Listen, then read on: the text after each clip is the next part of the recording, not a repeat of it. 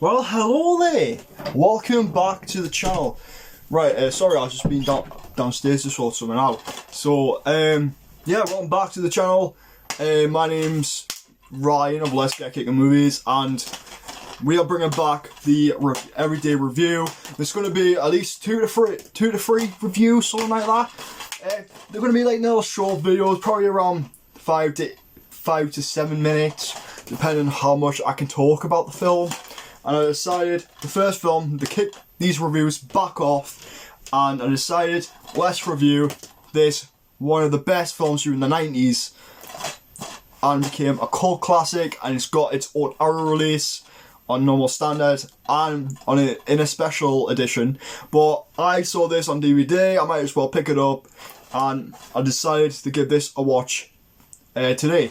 And that film is True Romance, starring Patricia Arquette and Christian Slater.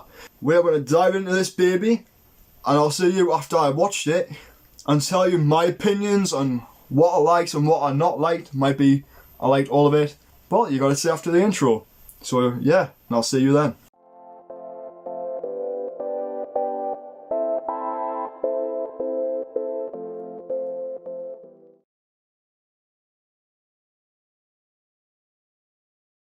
Right guys, I've just got done watching True Romance for the first time. I'll tell you something, I really enjoyed this film so much. I've got a lot of things to tell you about this. So let's get it on. What is True Romance about? True Romance is about these two characters called Clarence and Alabama. They soon fall in love. They meet in this like movie theatre, which is called Cinema Where We Are, and they soon fall in love. When they fall in love, Alabama is actually a call girl, which means she's hired to, go to particular places to have particular people to get laid with, and they soon discover they have found love and have particular interests. Alabama literally admitted her feelings for him, all that kind of stuff, which led to getting into all sorts of shit. They ended up going to this club where they meet a character called Vector, who certainly don't know what the hell happened to him. Well, I do, but I'm not telling anyone. And who finds out that they've been carrying 2 pounds of cocaine, or like hundreds of thousands of illegal contraband. They take the contraband and they head straight to LA. They sell off this product, and they get out of the country to start a new life. And they soon end up getting into shit. They have gangsters coming after them. So that's basically what True Romance is. So let's get straight into it. This movie was written by Quentin Tarantino, who's famous for Pulp Fiction, The Kill Bill 1 and 2, and as a mole, the new film that came out in 2019, Once Upon a Time in Hollywood. I'll tell you something, his writing is so adored in this film for me. I think he just pulled it off. Like, how he written the story and the pace during the film is so brilliant, well done. I was not bored.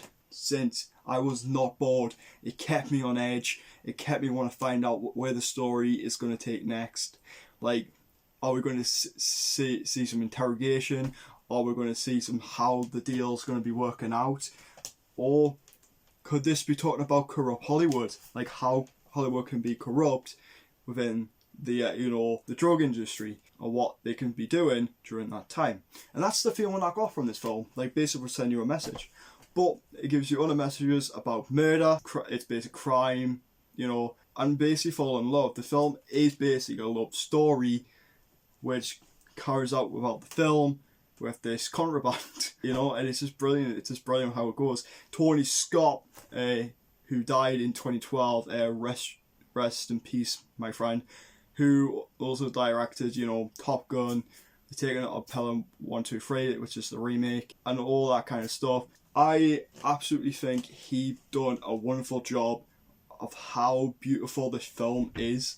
Like, if you go to see the LA, going from this, you see a scene where a roller coaster ride, and the bloody hell, the cinematography is so beautiful, seeing them go around on this roller coaster, trying to make a deal of a lifetime to try and sell this coke to a big movie producer who was kind of like an insider, I would say, and I thought that was pretty beautiful filmed, and the characters were astounding as well. But I'll get into that a little bit soon because I'm still want to talk about this, some of the locations and all that kind of stuff where it was set. Long form location wise, I like the set that they use for the movie theatre in this film. Like, it feels like the old like variation because back during the day, you only had one screen room and that's all you had. And where I went to see Get Carter the other day, and I sat in the original theatre room in Newcastle. And I tell you something, it was a wonderful experience. The screen would have been small back then because that's the whole point. Screen rooms were that small, but it can be bigger depending on what kind of cinema you do go to. But this was like an old-fashioned one, and it was beautiful, beautiful inside. And I got that vibe sitting there. Feel like I was actually in the 90s when this film came out. I think it was 91 this came out, or 92. But Tony Scott, you did a beautiful job on the cinematography and usually serve a round of applause. Characters, which I'm going to be talking about now. I really enjoyed Clarence and Alabama Wheelie. They are absolutely brilliant characters. I love Clarence. His character is so smart. He can be crazy at times, you know, and he loves his cheeseburgers or hamburgers, all that kind of stuff. All I say about this whole film is him eating cheeseburgers. I was like, dude, that is one smart meal that you were having. Like, this dude's mad. And then you meet Patricia Arquette, who is also in this film. Her character has a really interesting story to tell. How she went from being this call girl to becoming a wife to this simple like normal ass dude who's working in a comic book shop, and she found the right person to be with, man. She found the right person, and I'm glad she found someone that she deserves. Well, except that they were going around insane trying to sell this bloody coke. It's just mad. It's just mad. And you do see some like cameos as well, but these characters have such a beautiful dynamic. They feel like there were scenes where I enjoyed their moments. They were so happy with each other. They found true love. But there were some moments which felt really hard, because there's a scene where she goes to this hotel room and you see a gangster sitting there, and she basically got punched the living fucking daylights out of her. Fucking hell, it was mad. But I don't want to get into it more. It was a really hard scene. And you shouldn't piss a married woman off, because she could do some crazy shit. Oh yeah. But my favourite character about this whole film, I'm going to say right now, is Brad Pitt, for the amount of time he's been in. And you know what? He literally is stoned throughout this film. He's literally stoned as a mouse. And I was literally saying to myself, how the hell did they get Brad Pitt to do this? Like, he's literally perfect for this particular role, and it brought to my attention that he was just there for a little bit comic relief. And you know the worst thing is, when the gangsters went over the house to find out where Dick is, which is like an actor in the film, and he's literally just grasped and find out where just Clarence and Alabama is. It's just funny. It's like, dude, why did you just tell them where they are? Well, basically, the only simple thing is, he was stoned. And that's what happens. And it's just bloody mad. The mad that character is. Gary Oldman, I didn't really like his portrayal as like some kind of bloody owning, I think it's strip club or something.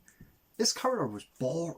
He didn't really like pull afterwards. He's trying to be like a bloody hippie or something, and it didn't work. And he was all he was doing, eating sushi and trying to punch the living daylights out of Clarence. It was a mad scene, like mad scene. But it's not something I will go back to. But what I did like about the film is that the DVD quality that I watched on this True Romance, the transfer was actually pretty decent. Because I got a Blu-ray player, so it gets upscaled to probably 720 to 1080p, and the picture on this is beautiful. I really enjoyed the picture of what you get on this DVD. Of course, it's not going to be the best at times, but it's perfect like way it is. And because I got it cheap, it was only 20p when I bought it.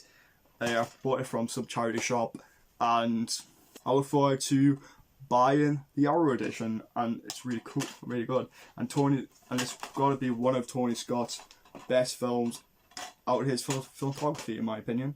And Top Gun. Top Gun's amazing as well. And because I only recently just rewatched Top Gun. I only just recently watched Top Gun the first time, and I went to see the second one, which I'm going to be doing a review for probably the next couple of days. I think that's going to be the next review, and I look forward to doing that one from Tony Scott. What I do need to address is that it has multiple of different genres out of this film.